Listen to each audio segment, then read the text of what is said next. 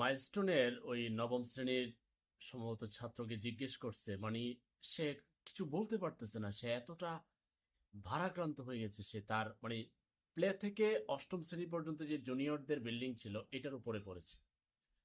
আমি এর আগের ভিডিওতে বলেছিলাম যে পৃথিবীর অন্যান্য দেশের বিমানের ট্রেনিং কোথায় হয়।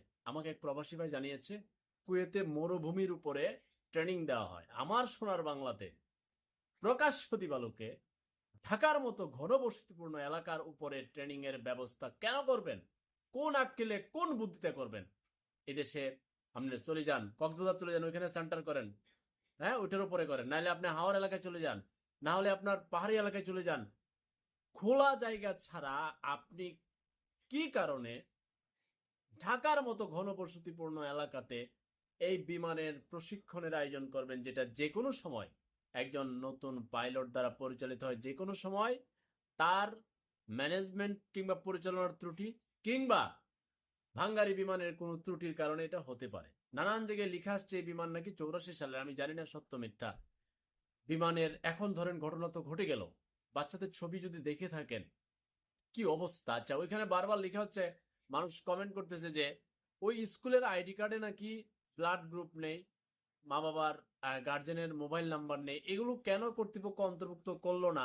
নাকি করা আছে কার্ডের পেছনের সামনে কোথাও, কেউ বুঝতে পারতেছে না ব্যাপারটা।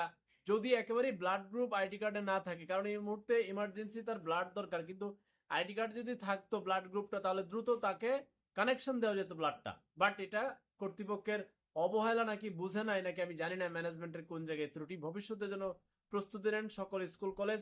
বাচ্চাদের অবশ্যই অভিভাবকদের নাম্বার লিপিবদ্ধ করা এবং ব্লাড গ্রুপ লিপিবদ্ধ করা।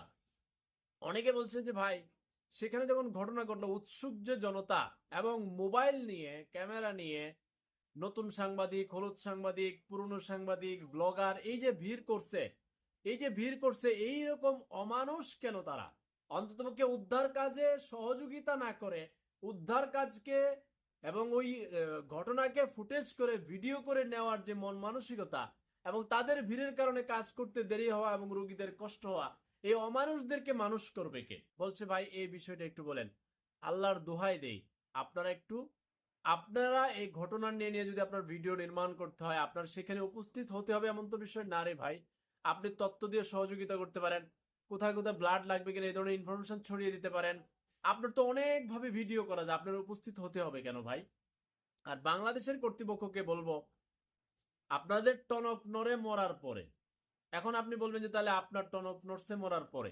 ভাই আমরা তো বাংলাদেশের কর্তৃপক্ষ না।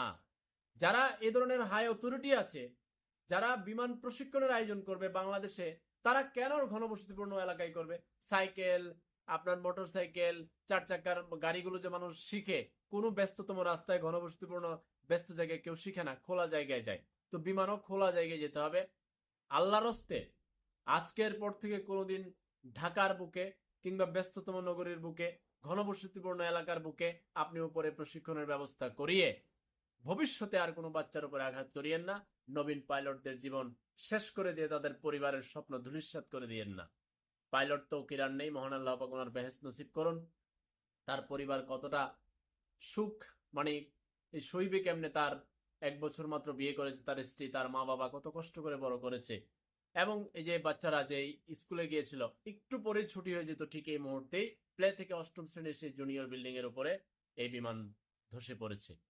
মহান আল্লাহ পাক হেদায়েত করুন এবং সকলকে বুঝদান করুন, বিপদ আপদ থেকে রক্ষা করুন। আর এদেশে যারা রাজনীতিবিদ আছেন তাদের মাথায় আল্লাহ একটু জ্ঞান দেও, জ্ঞান। তারা তো আছে শুধু ক্ষমতার লড়াই রাস্তার মধ্যে। দেশ পরিকল্পনা, দেশ গঠন, নাগরিকদের নিরাপত্তা, স্বাভাবিক পরিবেশ, এই পরিকল্পনা আছে নাকি নাই, নাকি বুঝেই না, না চিন্তাই করে না, আমি জানি না। আর সকল কিছুর হেড অফিস ঢাকা। সুরমুর যা আছে চুরি মুড়ি করে বিমান এটা দেবো, সিস্টেম মনে এমনি করে দিচ্ছে, নাহলে সবকিছুর হেড অফিস ঢাকা কেন?